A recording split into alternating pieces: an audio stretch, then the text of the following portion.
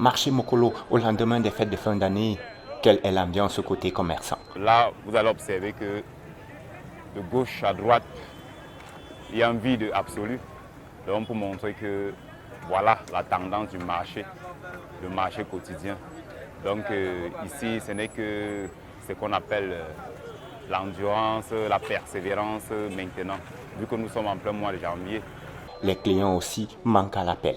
C'est le quotidien de chaque jour, on se lève, on expose nos petites marchandises. Certes, l'embouteillage n'est plus parce que les fêtes étaient divisées en deux, la fête des enfants, la nativité et la traversée de la nouvelle année. Mais il n'y a pas trop d'acheteurs. La majorité, c'est pour les élèves. Ils cherchent encore à faire rentrer les enfants à l'école.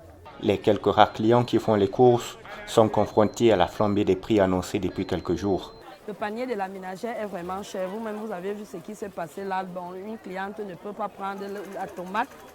Un cajot de tomates aujourd'hui était à 10 000 francs.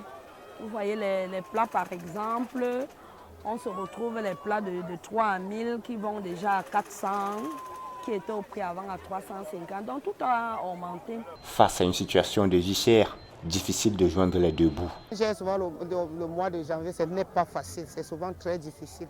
Parce qu'il y a les fêtes qui viennent de se passer, il y a les enfants qui retournent à l'école, c'est difficile aux parents de s'en sortir au mois de janvier. Il y a la deuxième tranche qu'il faut payer.